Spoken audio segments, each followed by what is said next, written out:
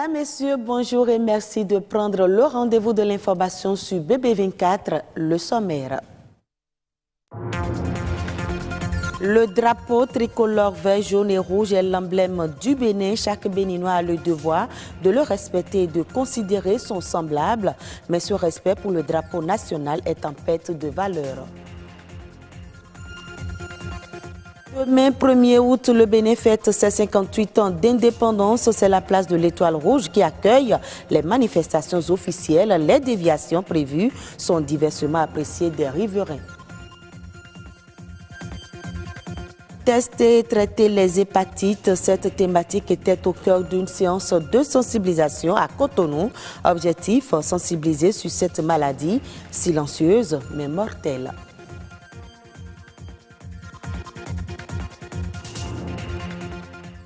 Demain, 1er août, le Bénin va célébrer le 58e anniversaire de son accession à la souveraineté internationale. 58 ans d'indépendance pour ce pays au drapeau vert, jaune et rouge, un drapeau qui perd de plus en plus le respect qui devrait lui revenir.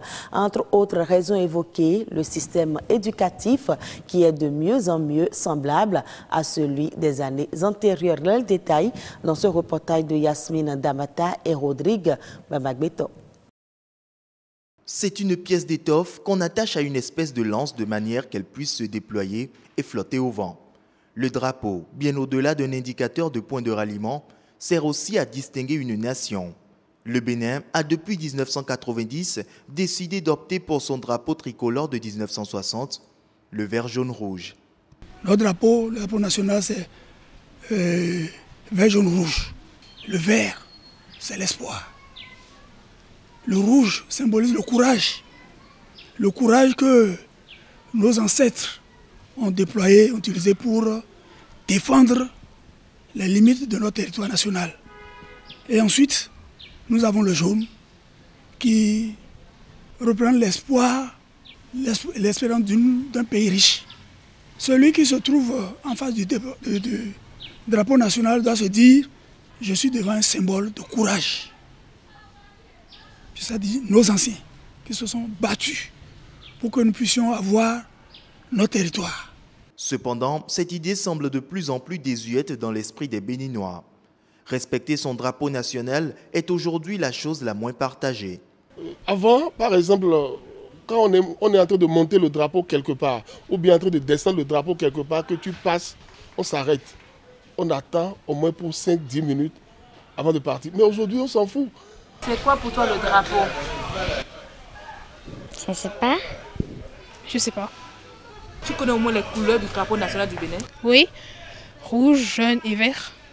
Pour toi, déjà que le drapeau national, on met c'est sur une main en haut et qu'il y a le militaire qui doit monter, quand tu vois, quel doit être ton comportement? Sérieux? Sérieux? Je sais pas.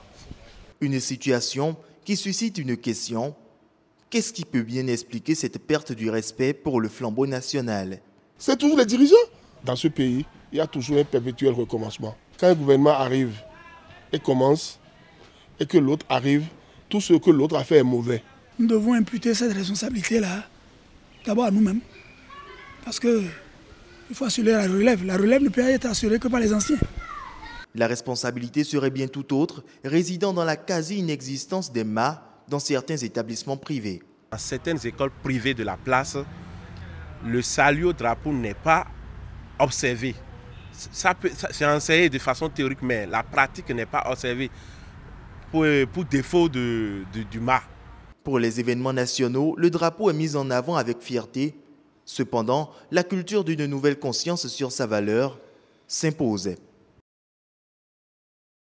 La place de l'Étoile Rouge accueille une nouvelle fois les manifestations entrant dans le cadre de la célébration de la fête de l'indépendance. Dans les maisons ou immeubles immédiats où se mènent des activités économiques, comment vit-on ces périodes de préparatifs de célébration du 1er août? À chaque édition, c'est une question du service de l'information. Élément de réponse avec Mathieu Sokenou et Arnaud Adadia. encore une fête de l'indépendance à la place de l'Étoile Rouge cette année. Dans ces quelques jours, comment se portent les petites activités dans les installations et boutiques environnantes? Ça agit totalement sur la vente. Et quand on bat comme ça, selon moi, je trouve que ce n'est pas du tout bon. Si on peut trouver un moyen, barrer serait proche de là où ils travaillent, ça serait mieux pour nous les commerçants. Parce que si le pays va développer aussi, ça dépend aussi des commerçants. Circuler en ce moment-là devient un calvaire. Et surtout nous qui sommes à Calavi et qui tout le temps devront affronter le trajet Calavi-Cotonou, ville, ça pèse beaucoup. Et quelquefois, c'est avec beaucoup de pincement au cœur qu'on traverse la ville. Ça nous dérange un peu parce qu'à partir du soir maintenant, les gens titent de l'autre côté là-bas pour venir pour manger ici et ne pourra plus passer pour venir manger. Donc on reste jusqu'à 1h du matin. Après ça, il n'y a plus de clients. Donc ça nous dérange parce qu'on ne vend plus. Toutes les voies sont fermées. Il n'y a pas non plus de vente.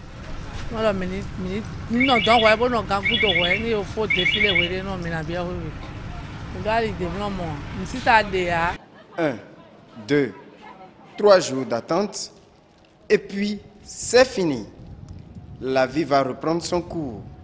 Pour les plus patriotes, qu'ils soient nigériens ou béninois, la fête de l'indépendance se fête une fois l'an.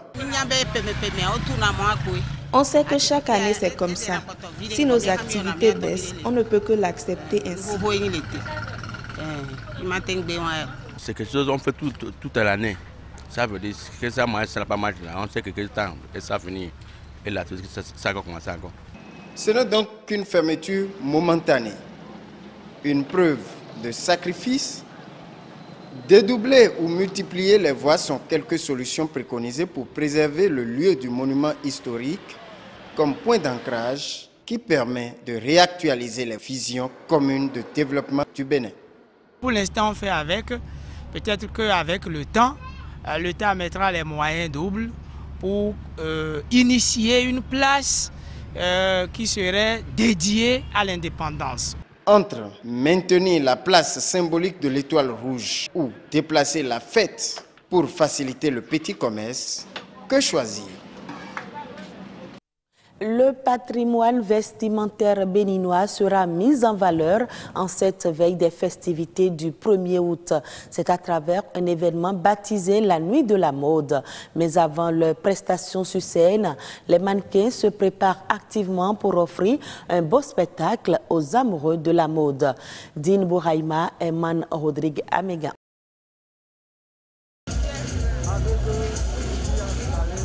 Au son d'un instrumental, rime des pas et des claquements de chaussures à haut talent. Allure longiligne et regard imposant, ces mannequins revisitent sur scène ce qu'ils savent faire le mieux, défiler. La nuit de la mode est si proche et l'heure est donc aux derniers ajustements. Plus d'une quarantaine de mannequins béninois et étrangers vont fouler cette scène et révéler au public une variété de créations stylistiques.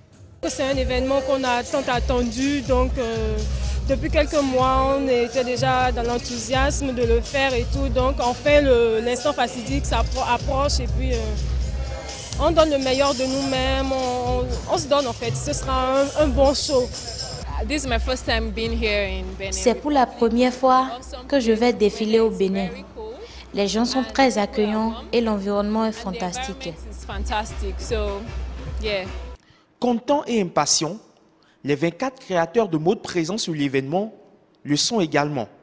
Surtout, ces 8 jeunes qui ont travaillé d'arrache-pied pour se frayer un chemin aux côtés de leurs aînés et donner à voir le fruit de leur inspiration. C'est un plaisir pour nous aujourd'hui qu'on nous accepte comme des créateurs de mode, même si on est jeunes, on est à côté des grands. Nous aurons le plaisir de présenter ce qu'on sait faire au peuple béninois. Et là, je prévois faire une robe de soirée, une tenue de gala pour émerveiller les dames de la salle. J'ai fait une collection qui rappelle un peu la culture béninoise.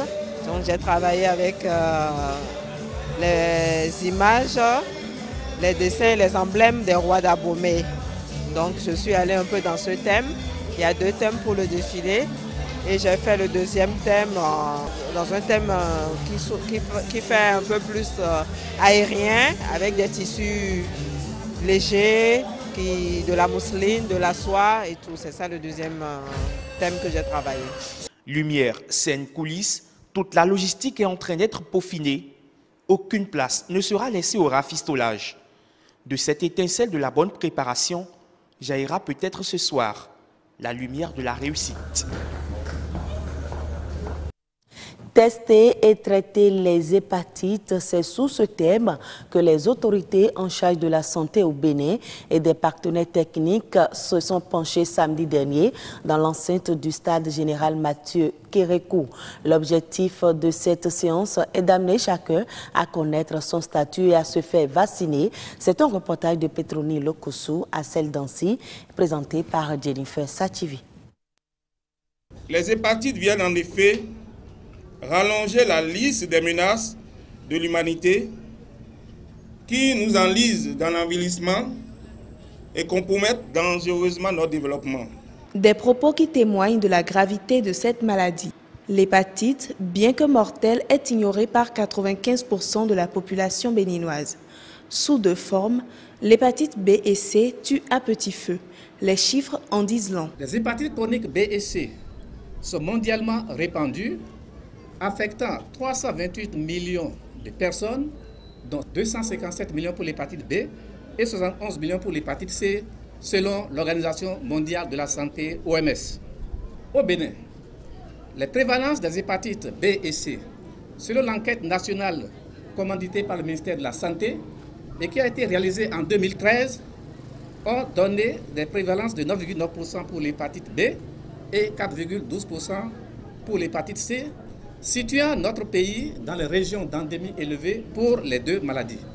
Les virus de l'hépatite sont principalement causés par les substances toxiques et peuvent entraîner d'autres maladies. L'hépatite B et l'hépatite C sont la première cause de cancer du foie dans le monde. En Afrique, au sud du Sahara et au Bénin, le cancer du foie est la seconde cause de décès par cancer chez l'homme et la 3e cause de décès par cancer chez la femme.